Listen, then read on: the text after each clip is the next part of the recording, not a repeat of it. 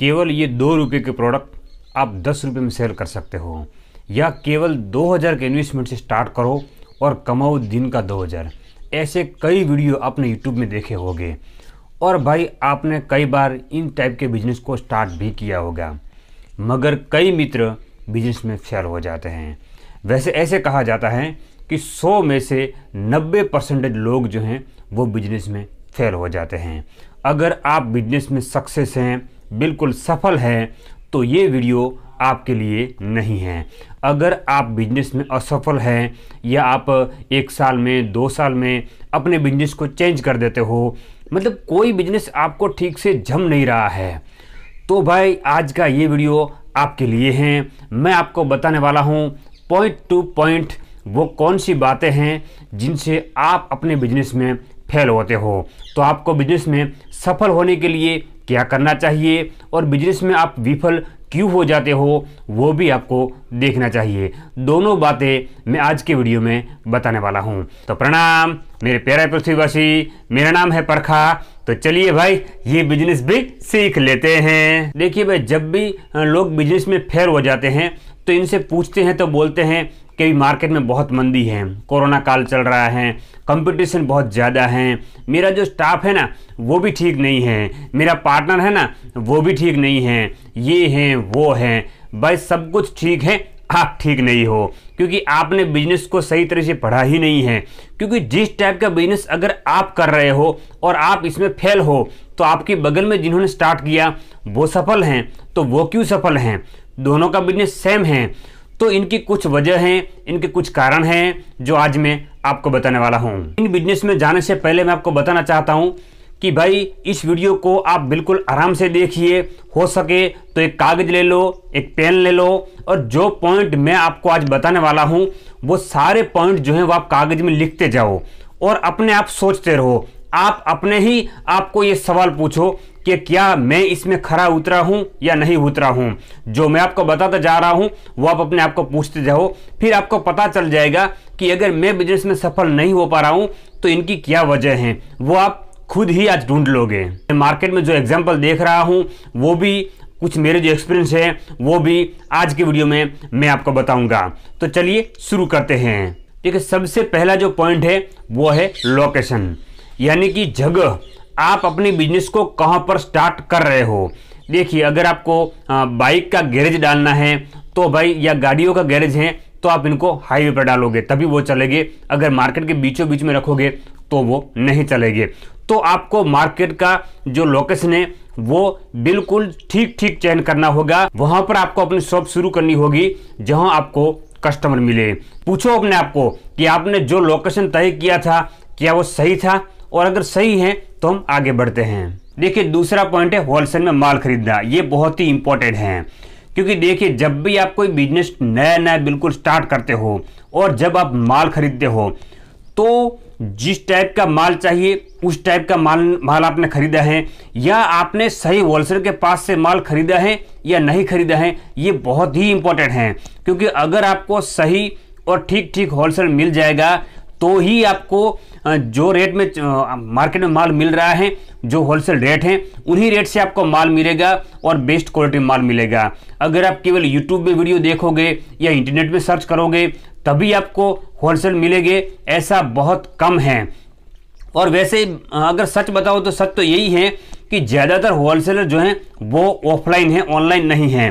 तो आपको मार्केट से ही सही होलसेल मिलेंगे। वैसे ऑनलाइन भी मिलेंगे मगर ऑफलाइन ज़्यादा मिलेंगे। क्या आप जिस पार्टी के पास से माल ले रहे थे क्या वो सही होलसेलर था? या दूसरा, जब भी आपने नया नया बिजनेस स्टार्ट किया और जिस टाइप का माल आपको चाहिए क्या आपने उसी टाइप का माल खरीदा था? क्योंकि देखिए भाई, क्या होता है कि जब आप नया नया बिजनेस स्टार्ट करते हो तो सामने वाले जो होलसेलर हैं इनको पता है कि बंदा नया है, तो वो आपको वो प्रोडक्ट भी दे देगा जो इनके यहाँ बिल्कुल नहीं चलती हैं या मार्केट में कम चलेगी। तो जो मार्केट में कम चलेगी उनको आप ज़्यादा लेके आओगे, जो ज़्यादा चलेगी इनको आपको कम लेके आओगे। तो वैसी जो प्रोडक्ट है जो नहीं चलती हैं वो आपके यहाँ स्टोर होकर पड़ी रहेगी और इसमें इन्वेस्टमेंट आपका चला जाएगा।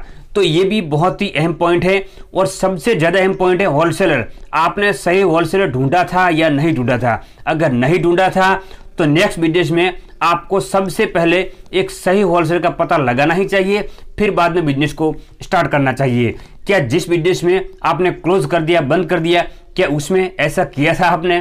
तीसरा और बहुत ही अहम पॉइंट है क्वालिटी एंड क्वांटिटी, यानी कि जो भी प्रोडक्ट आप खरीद रहे हो तो उसकी क्वालिटी और क्वांटिटी के बारे में आपको कितना पता है।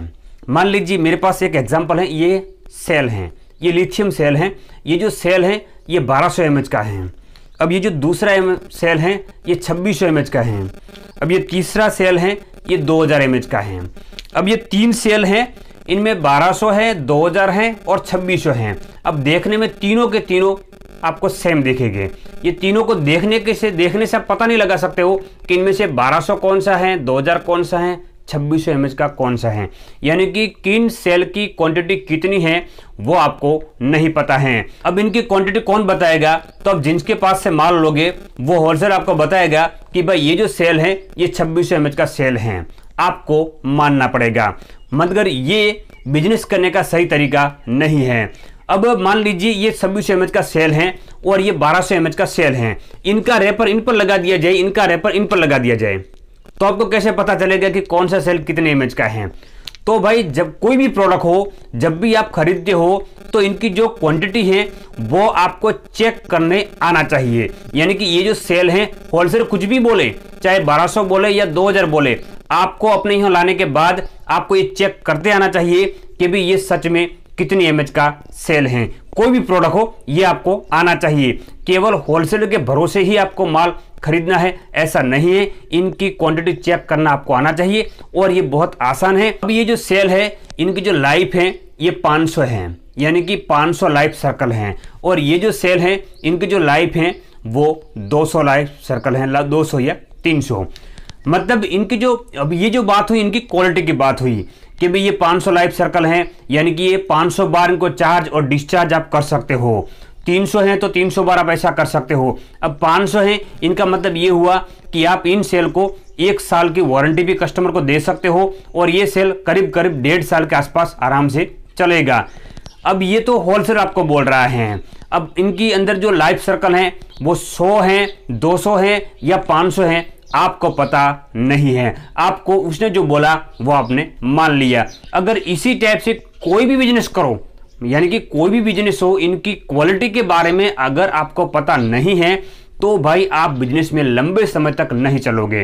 क्योंकि ये जो सेल है, चलो शुरू में उन्होंने आपको दिया 500 लाइफ सर्कल के बोला और 500 दिया, 1 बार, 2 बार, 3 बार, 4 बार आपने वारंटी देना शुरू भी कर दी। बाद में जब आपने एक बड़ा लोट मंगवाया 5000 10,000 सेल का, और उनमें उन्होंने जो 500 की वजह केवल 100 लाइफ वाले 5000 सेल आपको दे दिए। अब आप क्या करोगे? क्योंकि आपको तो पता नहीं है कि भी इनकी जो लाइफ सर्कल है वो कैसे चेक की जा सकती हैं। तो जब मार्केट से जो ये जो बैटरियां आपकी जो हैं वो वापस आना शुरू हो जाएगी और आपको इन बिजनेस को क्लोज करना ही पड़ेगा, क्योंकि इतनी रिप्लेसमेंट आएगी कि आप इनको पूरा नहीं कर पाओगे और आपको अपना बिजनेस ठप करना पड़ेगा। तो मेरा कहने का मतलब ये है कि आप कोई भी प्रोडक्ट हो, ये सेल की बात नहीं है, कोई भी प्रोडक्ट हो, इनकी जो क्वालिटी है वो आपको चेक करते आनी ही चाहिए। अब मान लीजिए इनके ऊपर LG लिखा हुआ है, वैसे लिखा नहीं है, LG लिख सकती है देने वाली पार्टी, तो इनसे कोई मतलब नहीं है। इनके ऊपर सैमसंग लिखे या कुछ भी लिखे, इनके अंदर की जो क्वालिटी है इनको आपको देखना है, वो आपको चेक करते आना ही चाहिए। अब चाहे इनके लिए कोई मशीन लगवाओ या कोई मीटर लगवाओ, कोई और लगवाओ, कुछ भी करो, मगर आपको आना ही चाहिए। जैसे हर प्रोडक्ट की क्वालिटी को अलग अलग तरीके से चेक किया जा सकता है। किसी को आप देखकर पता लगा सकते हो, किसी को आप स्मेल लेकर पता लगा सकते हो, किसी को किसी और तरीके से, किसी को किसी और तरीके से।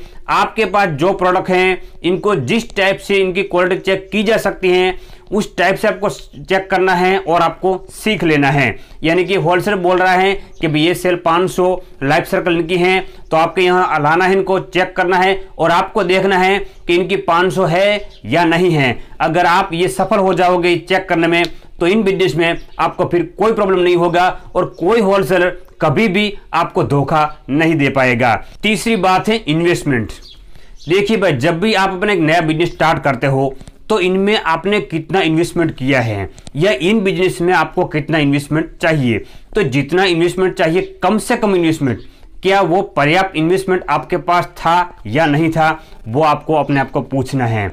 अब मान लीजिए कोई बिजनेस है जिनमें आपको 2 लाख इन्वेस्टमेंट कम से कम चाहिए और आप इनको 50,000 से स्टार्ट करते हो, तो यहाँ आपको दिक्कतें आएगी सामने आगे आने वाले दिनों में। या ऐसा भी होता है कि अगर आपके पास इन्वेस्टमेंट कम है, आपकी प्रोडक्ट बहुत बढ़िया है, क्वालिटी क्वांटिटी सब कुछ ठीक है, और आपने जो नेटवर्क है इनको तुरंत बढ़ा दिया, यानी कि तुरंत ही आपने बहुत ही ज़्यादा नेटवर्क बड़ा कर दिया, अपने डीलर जो है वो ज़्यादा बना दिए, अगर आप होलसेल का काम करते हो तो फिर क्या होगा कि आप मार्केट में अपनी डिमांड पूरी नहीं कर पाओगे, क्योंकि आपके पास इन्वेस्टमेंट कम है, तो आप जितना चाहिए उतना माल नहीं दे पाओगे। तो जो आपका डीलर है वो आपसे एक बार वो मांगेगा माल, 2 बार मांगेगा, 3 बार मांगेगा। अगर आप इनको माल नहीं दोगे तो फिर वो आपको छोड़ देगा, बोलेगा कि भाई ये कंपनी या ये होलसेलर है वो कोई काम का नहीं है, क्योंकि हमें माल प्रोवाइड नहीं कर पा रहा है। तो आपको ये देखना है कि मेरे पास इन्वेस्टमेंट कितना है और इस बिजनेस को स्टार्ट करने में कम से कम कितना इन्वेस्टमेंट चाहिए। तो कम से कम जितना इन्वेस्टमेंट चाहिए उतना इन्वेस्टमेंट आपके पास होना चाहिए। और दूसरा, अपना जो मार्केट है इनको धीरे धीरे आगे बढ़ाओ। कोई तुरंत बहुत ज़्यादा होलसेल मत बना लो, धीरे धीरे पहले 2 होलसेल स्टार्ट करो, फिर 4, फिर 5, तो ऐसे धीरे धीरे आगे बढ़ो। तो इन्वेस्टमेंट बहुत अहम चीज़ है। और दूसरी एक बात ये भी है कि कई मित्र जो हैं जब वो बिजनेस अपना स्टार्ट करते हैं, मान लीजिए इन्होंने कोई रिटेल में शॉप स्टार्ट की, तो वो क्या करेगा कि मान लीजिए इनके पास 10 लाख का इन्वेस्टमेंट है, तो 5-6 लाख का तो वो फर्नीचर बना देगी, यानी कि दुकान में जो इंटीरियर है इनमें कुछ लोग बहुत खर्चा करते हैं, इनमें खर्चा करेंगे, कोई और खर्चा करेंगे। देखिए भाई, जब भी आप कोई नया बिजनेस स्टार्ट करते हो तो इनमें जो ऐसे इंटीरियर या इस टाइप का जो स्थायी खर्च है उनमें आपको उतना ही खर्चा करना चाहिए जितना आपको ज़रूरत है, ज़रूरत से ज़्यादा नहीं करना चाहिए। और इनमें आपको मैं तो कहता हूँ कम से कम इन्वेस्टमेंट से स्टार्ट करो। आप देख रहे हो भाई, ये शर्ट जब यूट्यूब स्टार्ट किया तब से ये शर्ट हैं, आज तक पहन रहा हूँ। कोई ज़रूरत नहीं है इनमें अलग अलग टाइप के शर्ट सिलवाने की या इनको पहनने की, चल रहा है तो चलने दो। तो आप भी अपने बिजनेस में जितना हो सके उतना नाहक का जो खर्चा है वो कम से कम कीजिए, और जितना ज़्यादा से ज़्यादा इन्वेस्टमेंट जो है वो माल में लगवाइए, प्रोडक्ट खरीदने में लगवाइए।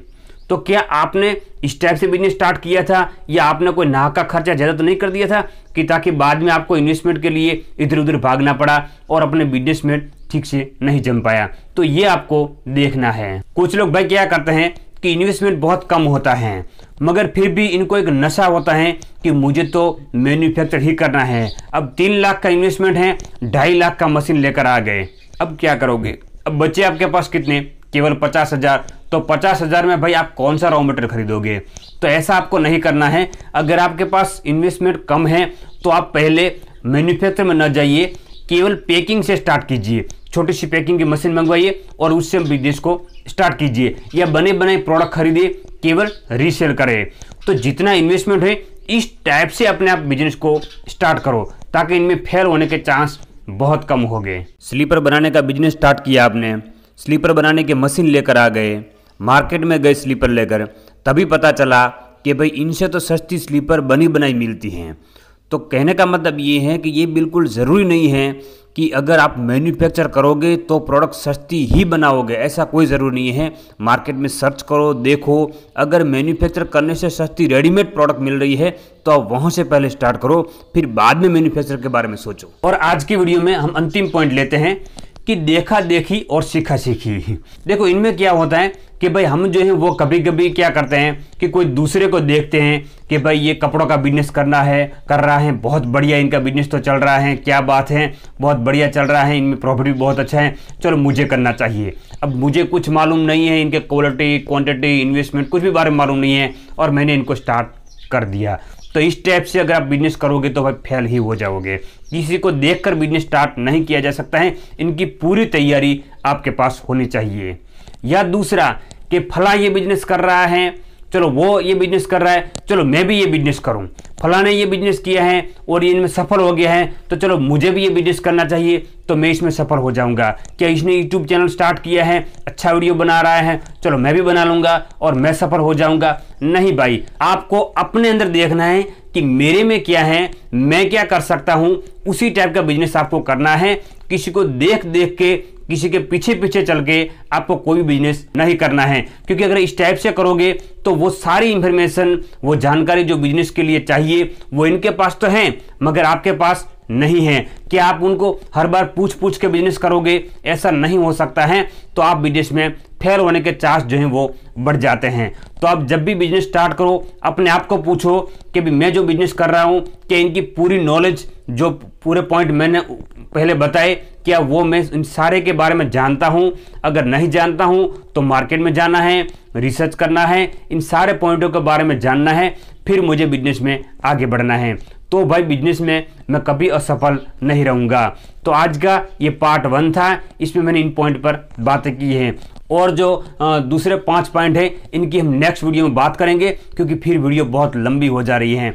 तो नेक्स्ट वीडियो मैं जल्द आपको बताऊंगा बाकी के 5 पॉइंट के बारे में। तो आज इतना ही, हम फिर मिलेंगे एक और नए मज़ेदार वीडियो में। तब तक के लिए जय हिंद, जय भारत।